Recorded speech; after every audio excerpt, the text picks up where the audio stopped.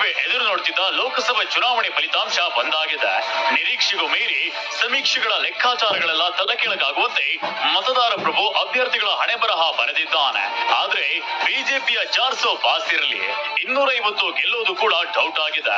ಈ ಮೂಲಕ ಗೆಲುವಿನ ಅತಿ ಆತ್ಮವಿಶ್ವಾಸದಲ್ಲಿ ಬೀಗುತ್ತಿದ್ದ ಬಿಜೆಪಿಗೆ ತಲೆಗೆ ಮತದಾರ ಕುಟುಕಿದ್ದಾನೆ.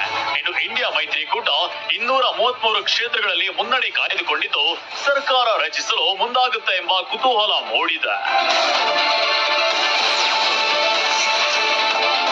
ಸದ್ಯದ ರಿಸಲ್ಟ್ ಪ್ರಕಾರ ಬಿಜೆಪಿ ನೇತೃತ್ವದ ಎನ್ಡಿಎ 292 ಸ್ಥಾನಗಳಲ್ಲಿ ಮುನ್ನಡೆ ಪಡೆದು ಸರ್ಕಾರ ರಚನೆಗೆ ಬಹುಮತ ಪಡೆದುಕೊಂಡಿದೆ.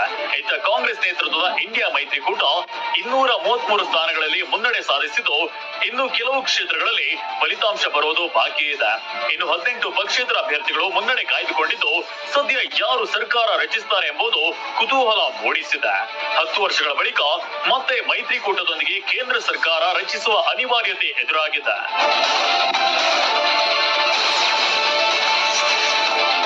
ಬಿಜೆಪಿ ಈ ಬಾರಿ 243 ಕ್ಷೇತ್ರಗಳಲ್ಲಿ ಗೆದ್ದಿದೆ.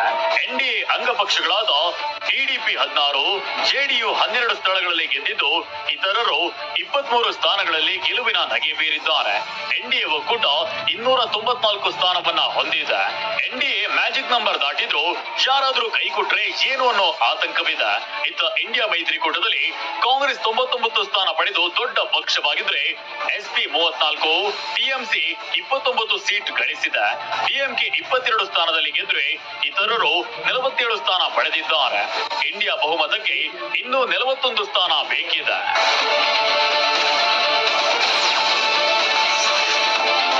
ಕರ್ನಾಟಕದ 28 ಕ್ಷೇತ್ರಗಳಲ್ಲಿ 19 ಸ್ಥಾನಗಳನ್ನ ಬಿಜೆಪಿ ಮತ್ತು ಜೆಡಿಎಸ್ ಮೈತ್ರಿಯ ಎನ್ಡಿಎ ಪಕ್ಷ ಮುನ್ನಡೆ ಸಾಧಿಸಿದೆ. ಉತ್ತರ ಪ್ರದೇಶದ 80 ಸ್ಥಾನಗಳಲ್ಲಿ 36 ಎನ್ಡಿಎ, 43ರಲ್ಲಿ ಇಂಡಿಯಾ ಒಕ್ಕೂಟ ಮುನ್ನಡೆ ಸಾಧಿಸಿದೆ. ಮಹಾರಾಷ್ಟ್ರದಲ್ಲಿ ಒಟ್ಟು 48 ಕ್ಷೇತ್ರಗಳಲ್ಲಿ 19 ಎನ್ಡಿಎ, ಇಂಡಿಯಾ 28ರಲ್ಲಿ ಮುನ್ನಡೆ ಸಾಧಿಸಿದೆ. ಬಿಹಾರದ 40 ಕ್ಷೇತ್ರಗಳಲ್ಲಿ 31 ಸ್ಥಾನ ಎನ್ಡಿಎ ಮುನ್ನಡೆ ಸಾಧಿಸಿದ್ರೆ ಕೇವಲ 6 ಸ್ಥಾನಗಳಲ್ಲಿ ಇಂಡಿಯಾ ಒಕ್ಕೂಟ ಮುನ್ನಡೆ ಸಾಧಿಸಿದೆ.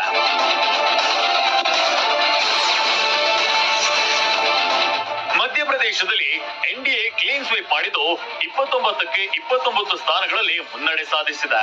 ರಾಜಸ್ಥಾನದಲ್ಲಿ 25 ಕ್ಷೇತ್ರಗಳಲ್ಲಿ 14 ಎನ್ಡಿಎ, 11 ಇಂಡಿಯಾ ಒಕ್ಕೂಟ ಪಡೆದುಕೊಂಡಿದೆ. ಇನ್ನು ಜಾರ್ಖಂಡ್ನ 14 ಕ್ಷೇತ್ರಗಳಲ್ಲಿ 10 ಎನ್ಡಿಎ, ಇಂಡಿಯಾ 4ರಲ್ಲಿ ಮುನ್ನಡೆ ಸಾಧಿಸಿದೆ. ಇನ್ನು ತೆಲಂಗಾಣದ 17 ಕ್ಷೇತ್ರಗಳಲ್ಲಿ 8 ಎನ್ಡಿಎ, 8 ಇಂಡಿಯಾ ಒಕ್ಕೂಟ ಸಮವಾಗಿ ಮುನ್ನಡೆ ಸಾಧಿಸಿದೆ.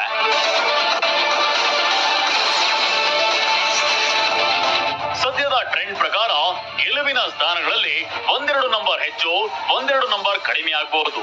ಆದ್ರೆ ಕಂಪ್ಲೀಟ್ ಚಿತ್ರಣವನ್ನೇ ಬದಲಿಸೋಕೆ ಕಾಂಗ್ರೆಸ್ ಮತ್ತು ಬಿಜೆಪಿ ಪಕ್ಷಗಳ ನಾಯಕರು ತಂತ್ರಗಾರಿಕೆಯಲ್ಲಿ ತೊಡಗಿದ್ದಾರೆ.